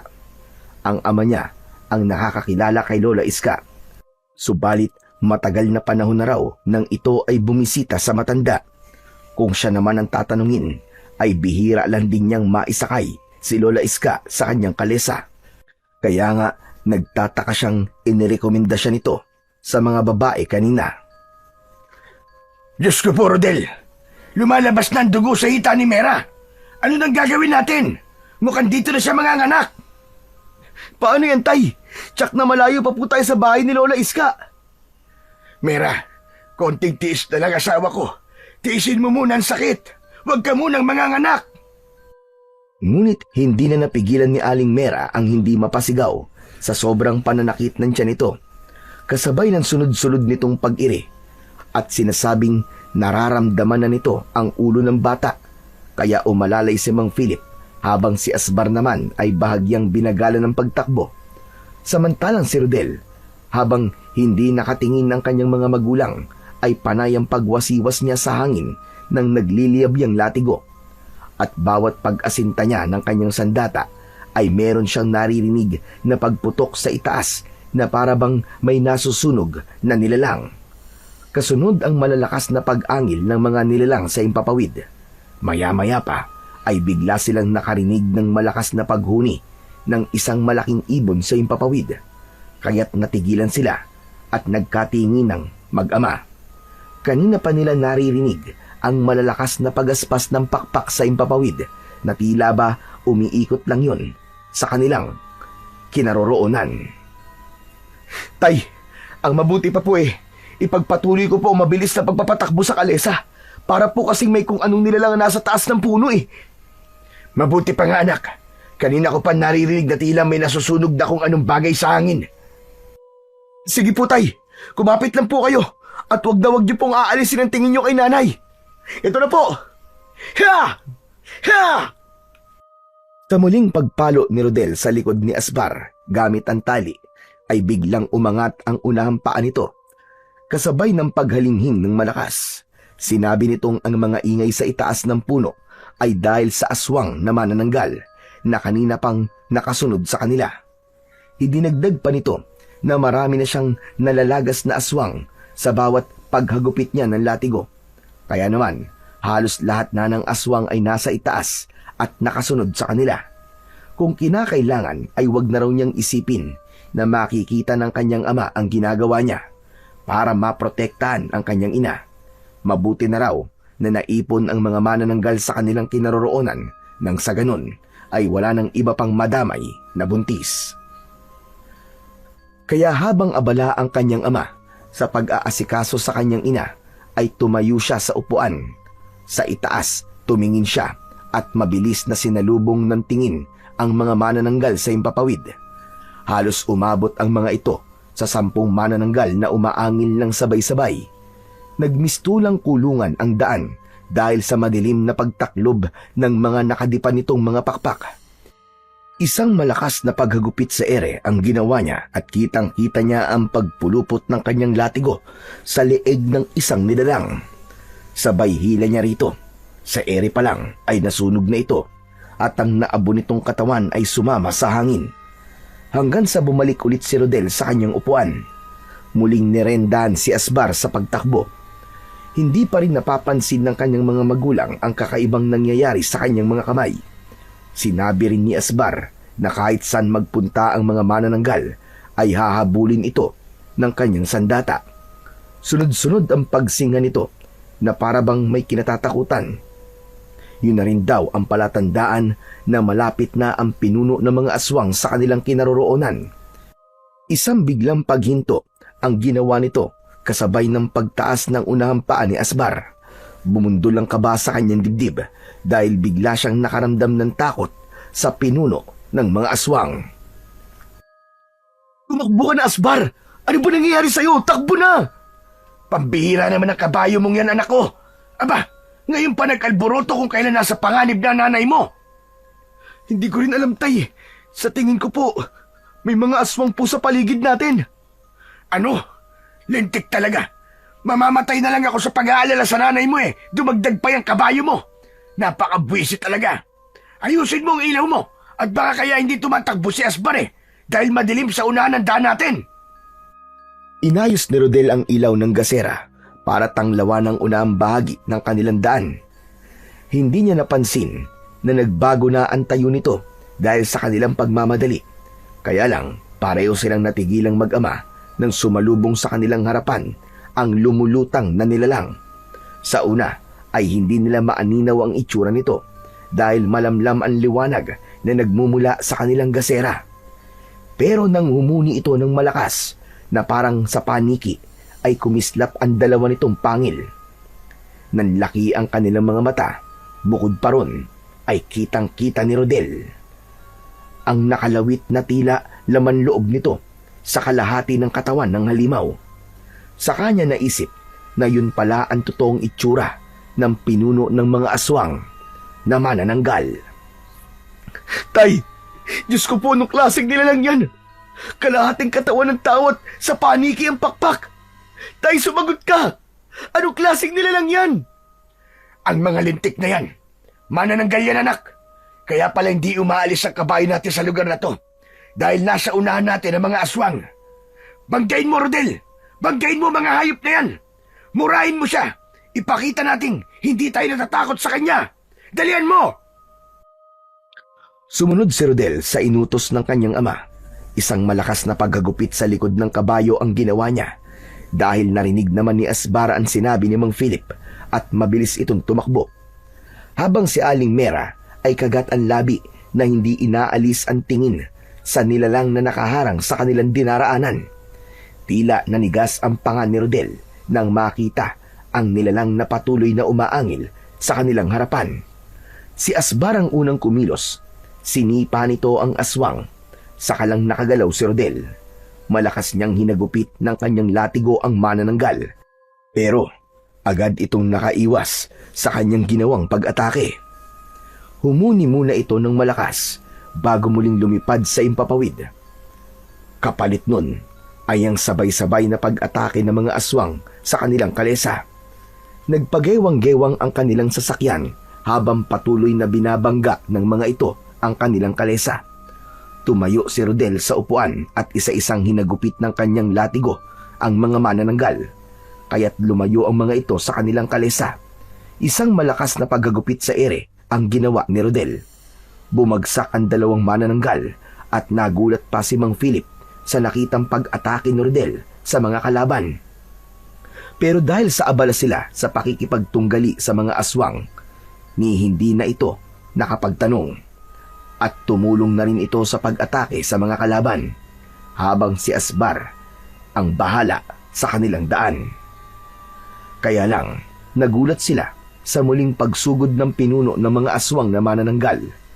Nakatitig ito sa nakatayong si Mang Philip, kaya naman, inakala ni Rodel na aatakihin ng aswang ang kanyang ama, kaya't mabilis niya itong hinagupit ng latigo.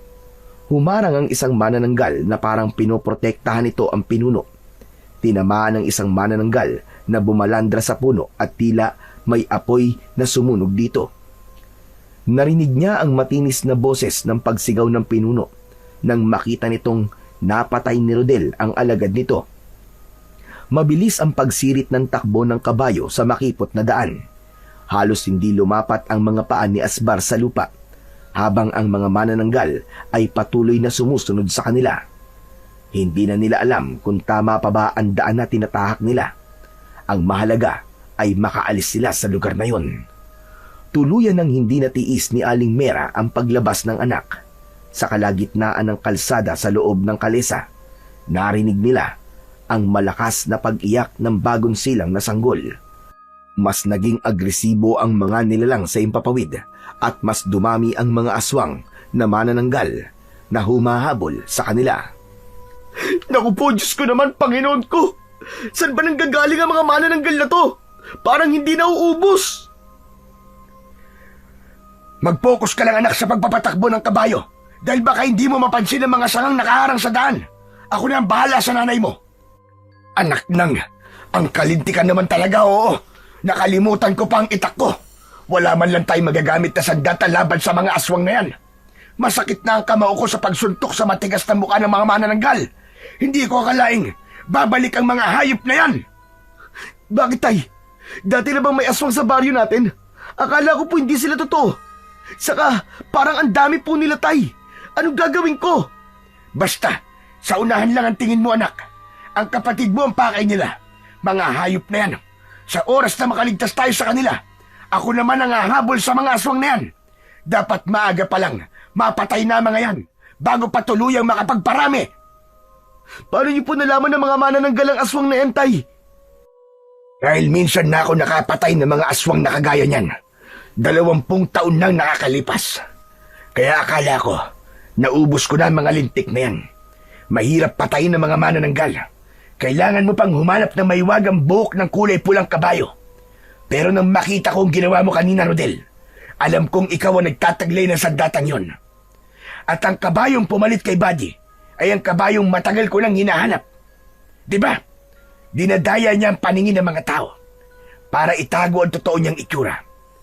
Kaya sa ngayon, masaya akong nagkataon na napunta yan sa'yo.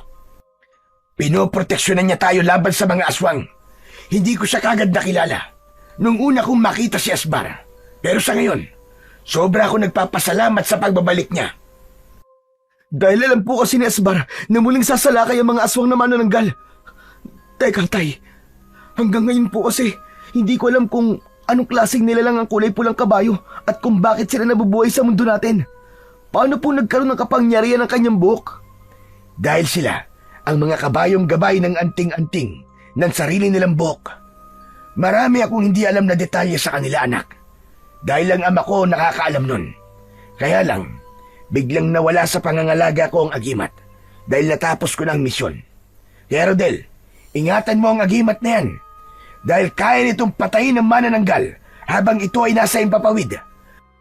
Maaari ring ituro ng gabay na pulang kabayo ang kinaroroonan ng kalahating katawan ng manananggal.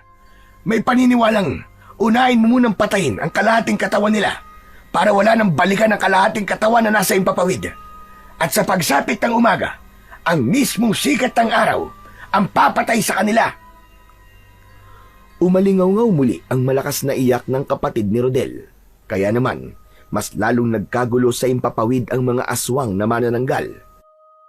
Saglit na napatigil sa pag-uusap ang mag-ama, mas lalong binilisan ni Asbar ang pagtakbo papasok sa madilim na bahagi ng kakawyan.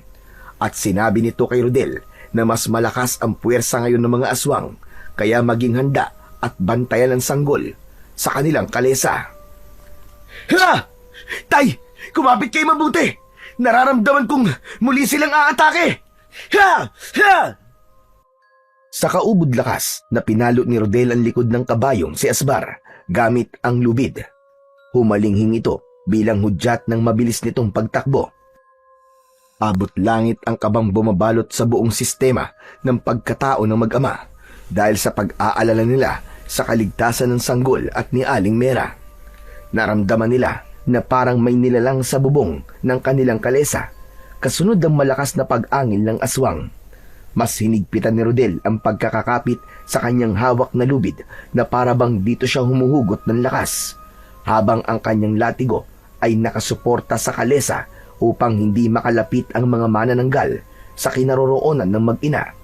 Ngunit bigla silang natigilan nang biglang nagsalita ang aswang. Bakas ang matinding galit sa tono ng boses nito. Hindi na kayo makakatakas sa akin! Papatayin ko kayong lahat! Lalo na ang bat niyo! Ibigay ko sa akin ang sanggol na yan nang hindi na kayo mahirapan! Hayop ka! Umalis ka sa bubong ng kalesa namin! Sa oras na magkaroon ako ng pagkakataon, ako mismo ang papatay sa iyong halimaw ka! Katulad ba ng pagpatay mo sa nanay ko? Ang kapal ng mukha mong paalisin kami!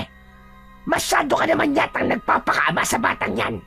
Pagkatapos mong abandonahin ang una mong pamilya, hindi ba?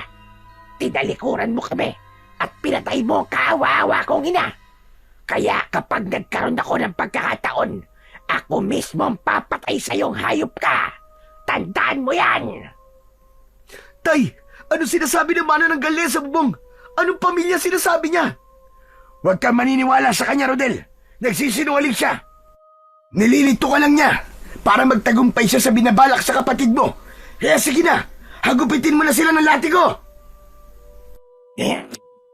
Ikaw at sinungaling!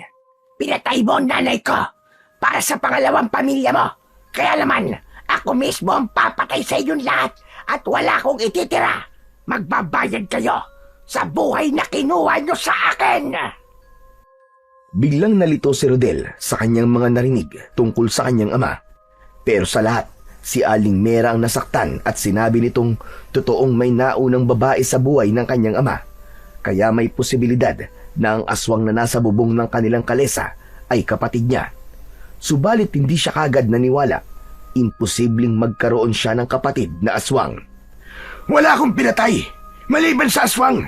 Kaya imposibleng sinabi mong halimaw ka. Bilisan mo, Rodel. Ginagamit ng aswang na yan ang nakaraan ko para magtagumpay siya. Huwag ka maniniwala sa mga sinasabi niya. Hindi ko rin po matatanggap na may kapatid akong aswang, Tay. Binibilisan ko na po ang magpapatakbo sa kabayo. Basta't kumapit po kayo na mabuti ni nanay. At yakapin niyo maigpit ang kapatid ko. Paliliparin ko sa bilis ang kabayo kong to. Ha! Ha! Ha! Dahan-dahan lang, anak, ang paggagupit ng latigo sa likod ng kabayo. Malalim ang sugat ni Asbar. Baka manghina siya at maabutan tayo ng mga aswang na umahabol sa atin. Parang hindi sila napapagod lahat at desperadong makuha talaga ang kapatid mo. Hindi na kayo makakatakas sa amin. Ito na ang katapusan ng mga amang walang silbi. Mga inutil! Tumigil ka! Kung totoo nga na kita, hindi ka magiging masamang kagaya mo. Aalamin na muna niya kung bakit kami nagkaiwalay ni Linda. At ikaw, hindi kita anak. Wala akong anak na manananggal. Sige, Rodel, bilisan mo pa! Opo, Tay. Protektahan niyo po si nanay. Kailangan matanggal ang pagkakakapit ng mga hayop na yan sa bubong natin. Ha! Ha! Ha! Napansin ni Rodel na parang binubutas ng manananggal ang bubong ng kalesa. Kaya naman, bigla niyang kinabig sa kabilang direksyon ng daan ang kabayo. Habang ang ibang mga manananggal ay nasa himpapawid at patuloy silang sinusundan. Maya-maya pa, naramdaman naman niya ang pagbaba pa ng isang manananggal. Pinagtulungan ng mga ito na butasin ang bubong, kaya mas lalong natatarantang pinalo ulit ni Rodel ang likod ni Asbar. Ni hindi ito dumaing dahil bawat sugat na lumalatay sa katawan ng kabayo ay mabilis na nagiilom. Kaya naman, bigla nitong itinaas ang unahang paa at nahulog ang dalawang manananggal mula sa bubong. Ang galing mo, Asbar! Nahulog ang mga halimaw na yun sa bubong! Ha! Ha! Saan kayo pupunta? Sige mga kasama, sirain ang kalesa at patayin ang kabayo! Muling sumirit sa pagtakbo ang kabayo papunta sa kabilang daan ng baryo, habang panay pa rin ang linga nila sa paligid at sa hulihan ng kanilang daan. Kaya't kitang-kita niya ang isang manananggal na muling nakakapit sa huliang kahoy ng kanilang kalesa. Papaakyat na ito para kunin ng kanyang kapatid. Buong tapang naman na magkakasunod na pagsuntok sa mukha ng aswang ang ginawa ni Mang Pilip. At dahil dalawang kamay ang gamit ng manananggal sa pagkahawak sa kahoy, sinalo nito lahat ang malalakas na suntok ng kanyang ama. Kaya't nakabitaw ito at muling umalingaw-ngaw ang ingay ng pagaspas ng pakpak ng aswang. Tay! Nay! Ayos lang po ba kayo dyan sa likod? Sa unahan ka lang tumingin, anak. Ako nang bahala dito. At baka maaksidente pa tayo. Maraming mga aswang na umahabol sa atin. Dahil mabangong-mabango sa kanilang amoy ng sanggol. Lalo na kapag bagong silang. Kaya halos nag-aagawan sila sa pagpatay sa kapatid mo. Kaya't magmadali ka. Lintik talagang mga aswang na yan. Tayo pa talaga na tsempuan. Tay, totoo po bang nagkaroon kayo ng pamilya sa una, bago kami ni nanay? Paano po kung totoong anak niyo ang pinuno ng mga aswang? At hindi lang ang tungkol sa pagpatay nila sa kapatid ko ang pakay nila, dahil balak lamang po niyang magiganti sa inyo. Hindi nakasagot si Mang Philip. Habang mabilis ang takbo ng kanilang kalesa, ay napansin niya ang pamilyar na kalesa na nakasunod sa kanila. Agad niyang nakilala ang sasakyan ni Marco. May dala itong itak at sumabay sa kanila sa pagtakbo. Anak nang, mabuti palang sumunod ako sa inyo. Kung hindi, wala kayo gagamitin panlaban sa mga aswang na umaatake sa inyo. Maraming salamat sa pagtulong mo, Tol. Sige, Tol, gamitin mo muna ang itak na to. Nakaalalay ako sa inyo. Nandito lang ako sa uliang bahagi ng sasakyan nyo. Mag-iingat kayo, Tol. Mabilis ang kanilang pagpapatakbo ng sasakyan. Ganon din ang kabayo ni Marco. Ibinigay ni Rodel ang itak kay Mang Philip dahil meron na siyang latigo.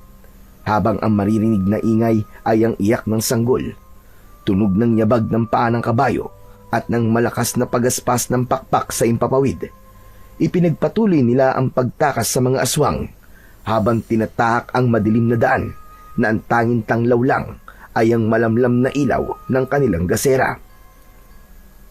Dahil madilim at madalas ang paglingon ni Rodel sa gawin ng kanyang mga magulang at kapatid, hindi niya naiwasan ang pagtama ng kahoy sa kanilang kalesa. Nasira ang taling nakakonekta sa kabayo, kaya't humiwalay ang sasakyan sa katawan ni Asbar. Nahulog at bumagsak sa lupa si Rodel. Pasadsad siyang bumalandra sa malaking puno. Itinukod niya ang kanyang kamay sa lupa habang ang latigo ay mahigpit niyang hawak. Tumigil si Marco at mabilis na bumaba ng kalesa. Inalalayan nito kagad ang mga magulang ni Rodel para ilayo sa bahaging yun. Tuluyan ng hinintay ni Rodel ang pagdating ng 3 manananggal. Ito na lamang ang natitira sa mga aswang dahil napatay na niya ang iba. Tayong dalawa magtos. Ako ngayon ang harapin mo. Isang malakas na pagsipa sa ere ang pinakawalan ni Asbar bilang pagsang-ayon sa mga sinasabi ni Rodel, habang ang kanyang ama naman ay tumabi sa kanya para makipaglaban rin sa mga aswang gamit ang itak. Pagmasdan mo, Philip, ang gagawin ko sa pamilyang pinili mo kumpara sa amin ang nanay ko. Ano bang pinagsasasabi mo? Sino ka ba talaga? Talaga bang binura mo na ako sa buhay mo? Wala kang karapatang tawagin tatay ko. Kaya Philip, makinig ka. Ito na ang araw na pinakahinihintay ko. Ang patayin ng taong pumatay sa nanay ko. Kung ganun, si Linda, siyang manananggal na napatay ko. 20 taon na ang nakakaraan. Pero ang buong akala ko, iniwan niya ako at inilayo ka niya sa akin. Wala akong alam. Maniwala ka. Hindi ko alam na aswang kayo ng nanay mo. Hindi siya aswang nang kayo ay magsama. Naging aswang siya dahil nalaman ng nanay ko na may anak ka na sa babaeng ipinalit mo sa kanya. Kaya mamamatay kayo sa mga kamay ko ngayon din. At wala akong ititira sa inyo. Dahil sa ginawa mo sa nanay ko, naging dahilan din yon para magpakamatay ang lolo ko. Huli na, hindi ko na siya naabotang buhay. Bibigyan ko sila ng katarungan sa pamamagitan ng pagkuha sa buhay mo. Anak, patawarin mo ko. Hindi ko alam. Maniwala ka. Wala akong alam sa mga nagawa ko. Huli na para sa paghingi mo ng tawad sa akin dahil hindi mo na may babalik ang buhay ng nanay ko. Tay, anong ibig sabihin nito? Totoo ba sinasabi niya? Totoong anak mo siya? Patawarin mo ko, Rodel. Alam ni Meran tungkol sa una kong pamilya. Pero ang alam ko talaga ay iniwan lang ako ni Linda. Wala akong alam na may anak ako sa kanya. Itinaas ni Asbar ang unahang paa nito at narinig ni Rodel ang sinabi ni Asbar. Ang babaeng nagsasalita ay ang presensyang nararamdaman nito sa lugar kung saan nila inihatid ang 4 na dalaga, kaya maaaring isa sa kanila ang kanyang kapatid.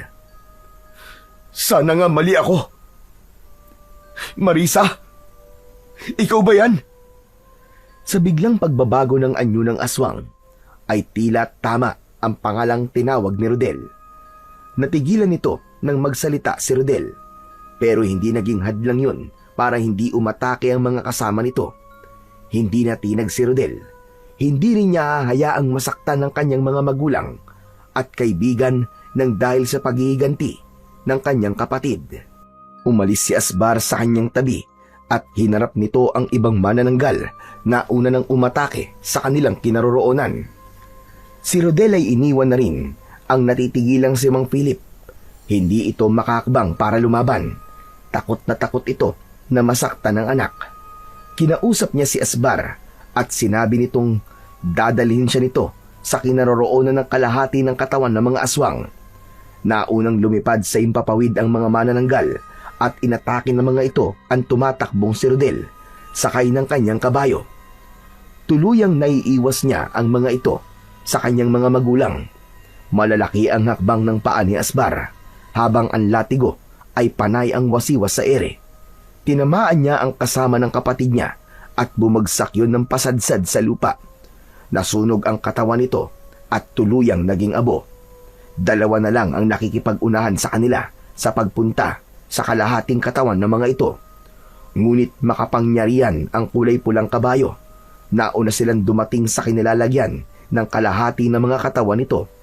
Akma na sanang hahampasin yun ni Rodel ng hawak niyang latigo, ay biglang sumigaw ang kapatid niyang si Marisa. Wag! Ako ang biktima rito! Kaya ako ang dapat na mabuhay! Hindi, ate. Pareho lamang tayong biktima. Pero hindi ko hahayaang patayin mo ang tatay ko. Totoo ang sinasabi niya. Wala siyang alam sa mga nangyari sa'yo. Hindi ikaw ang nasa kalagayan ko. Kaya mo nasasabi ang mga yan. Kayo ang pumatay sa alaga ko si Buddy. Kaya walang dahilan para hindi ko gawin to. Akma na sanang hahampasin ni Rodel ang kalahating katawan ng kanyang kapatid. Bigla naman siyang inatake ng isa pang manananggal na kasama nito. Iniumang nito ang matulis na kamay sa kanyang muka at saktong ilandi pa na lamang ang layo nito sa kanya. Mabilis na humarang ang kanyang kapatid. Bumagsak si Marisa sa lupa at ipinaliwanag ni Asbar na kontra sa manananggal ang kuko ng kapwa nila aswang. Kaya bumundol ang kaba sa dibdib ni Rodel. Maya-maya pa ay dumating na rin si Mang Philip sakay ng kabayo ni Marco. Mabilis na bumaba ang mga ito sa kabayo. Saktong pag-atake muli ng aswang ay tumayo si Rodel at hinampas niya ng latigo ang aswang na umatake kay Marisa. Napuluputan yun sa leeg at kasabay ng paghiklas niya ay nasunog naman ito. Muli niyang binalingan ang manananggal na ngayon ay nasa braso ni Mang Philip. Habol ang sariling hininga nito habang nakatingin sa muka ni Rodel. Agad siyang lumapit dito at siya ang umalalay kay Marisa. Wala naman akong balak na tutuhanin ang pagpatay ko sa inyo. Ang gusto ko lang naman, malaman ni tatay na nagkaganito ang buhay ko. Ate, bakit mo yung ginawa? Bakit ka umarang? Pareho lamang tayong anak at walang alam sa nangyari. Patawarin mo ko, Rodel. Pero masaya ko nang makita kita sa sakayan. Alam ko agad na ikaw ang kapatid ko. Anak, Diyos ko, patawarin mo ko sa mga nagawa ko, anak. Bakit naging aswang ka? Bakit kayo nagkaganito? Dahil sa galit, tay. Hindi ako pumatay sa alaga mong kabayo, Rodel. Patay na yon nang dumating kami.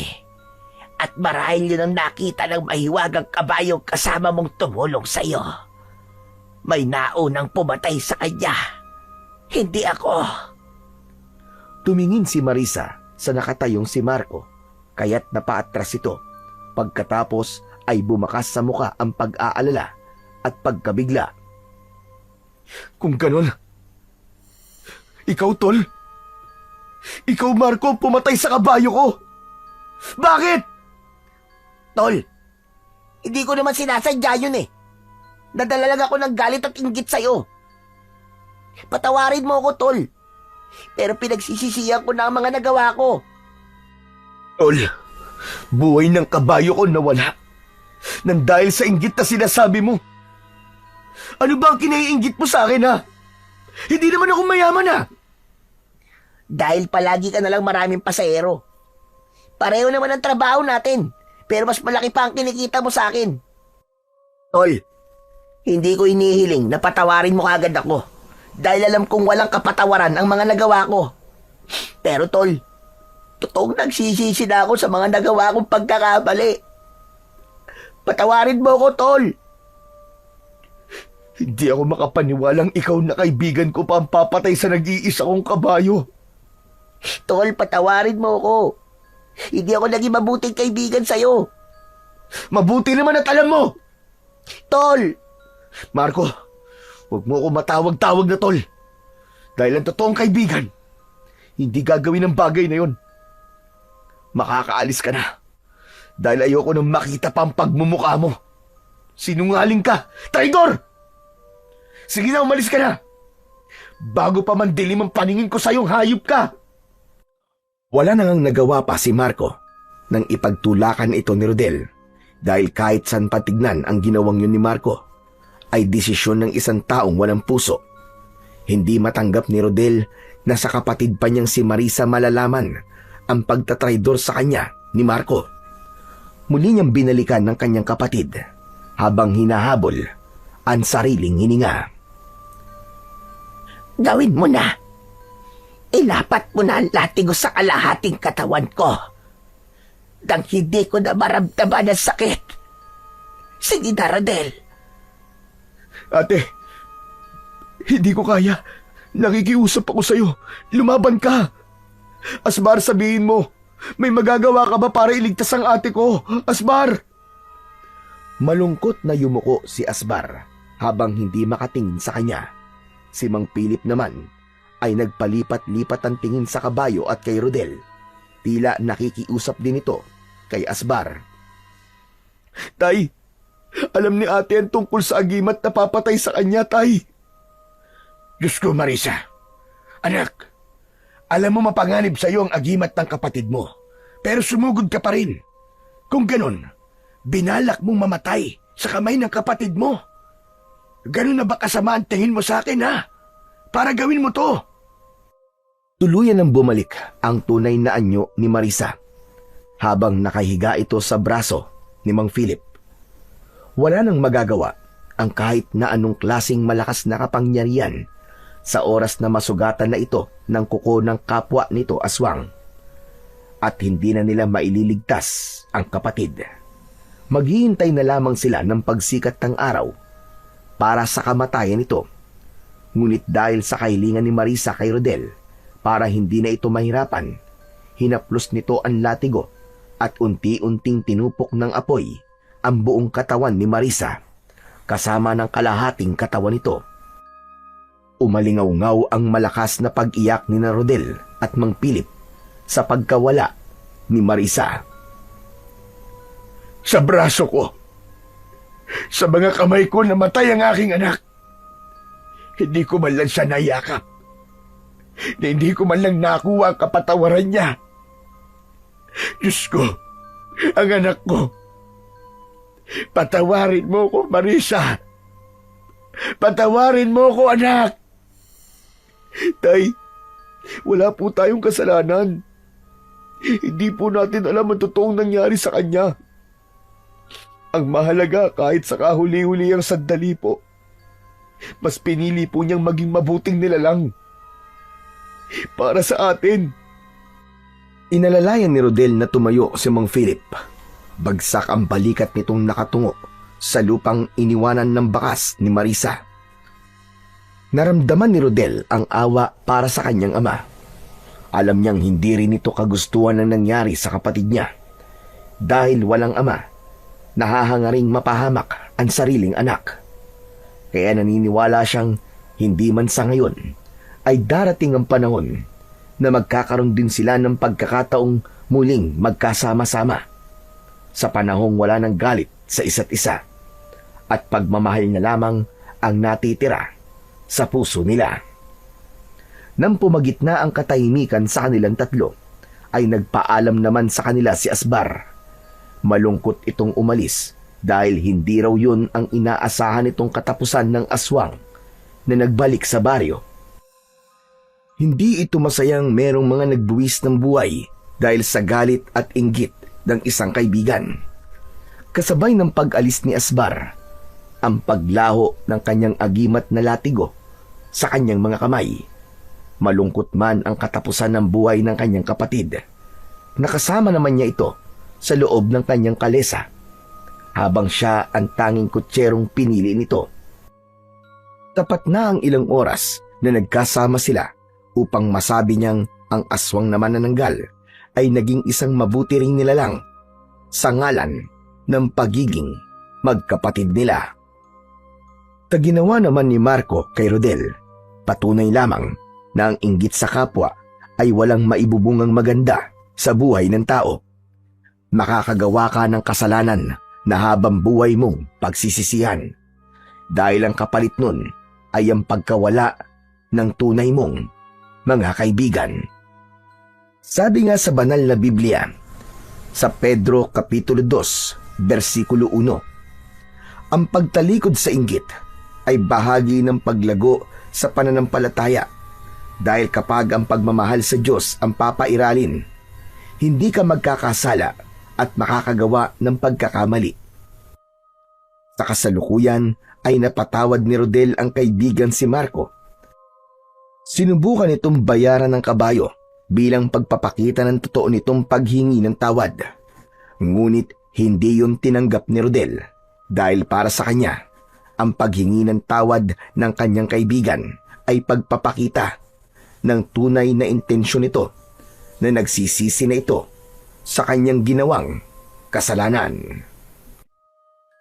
Matapos ang mga pangyayaring ito, ay nagkaroon muli ng kabayo si Rodel sa tulong ng kanyang ama, at magkasama muli sila ng kaibigan si Marco sa pagbiyahe ng mga kalesa nito.